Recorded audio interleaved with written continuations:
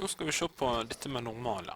Og en normal er rett og slett, normalt er linjestykke, linje eller stråle eller hva det skulle være, er rett og slett en annen linje som står vinkelrett på.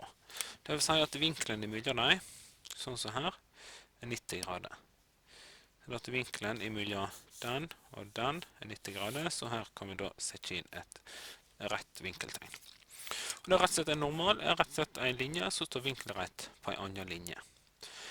Midtnormal, det er hvis vi da for eksempel har et linjestykke på 7 cm, og midtnormal er da den normalen som går gjennom midtpunktet, som her blir på 3,5.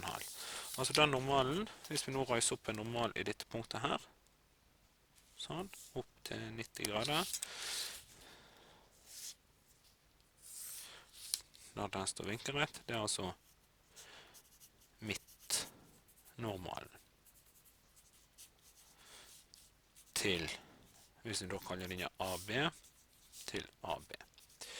Mens en normal kan da være utgangspunktet i et punkt, det kan være utgangspunktet i et punkt utenfor, eller det kan være midtnormal. Så se helt fort på hvordan en kan konstruere ulike normaler. Da har vi 3 ulike scenarioer. Det er at vi har en linje, og så har vi et punkt. Og det første vi må gjøre da, for det vi egentlig gjør er at vi bruker midtnormal. Det første vi må gjøre er å finne 2 punkt som er like langt fra punktet P på begge sider. Sånn at vi markerer ut, markerer punktet der og punktet der. Da har vi 2 punkt som er like langt fra P. Da åpner vi gjerne passeråpningen litt, og så setter vi punkt over. Nå er det viktig at det har samme åpning på passeren i det andre punktet her borte.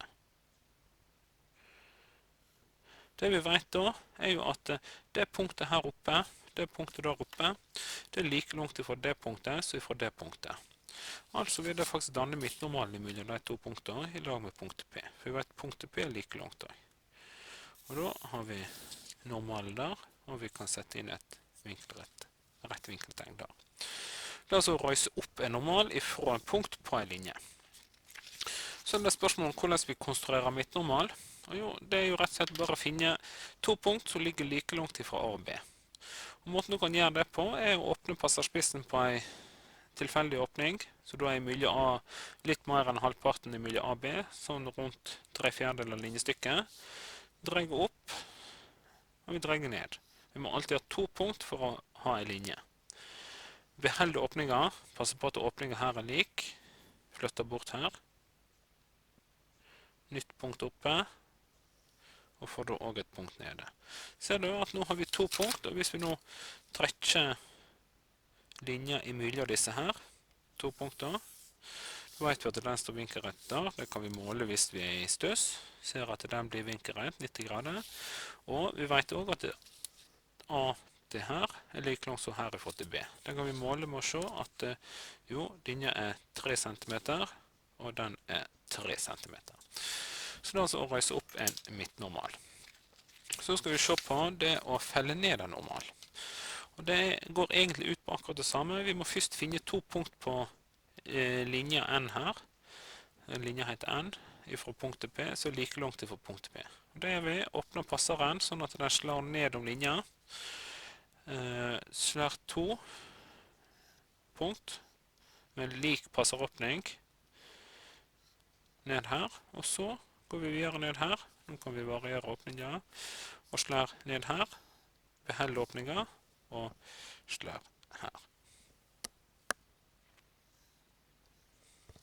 Ser at da har vi fått de 2 punktene vi trenger, og kan trekke normalen fra punktet P ned på linja N. Det er noen 90 grader, kan vi dobbeltsjekke. Og hvis vi er i stuss, så kan vi også se at jo, avstanden fra det punktet inn til normalen er 3 cm, og der også er 3 cm. At den akkurat er 3 cm er tilfeldig, men at den er like lang som den, er jo på grunn av at dette her er en sirkel, sånn at radiusen her er lik, og radiusen her er lik i den sirkelen. Sånn at hvis vi tenker hele sirkelen, og ikke bare passer de første her, så vil her være en hel sirkel rundt, og radiusen er jo lik. Og når den står vinkelrett her, så vil den være lik den. Tenk her, danner vi altså en likesidet trekant. Nei, unnskyld, likebeint trekant. Der, den er lik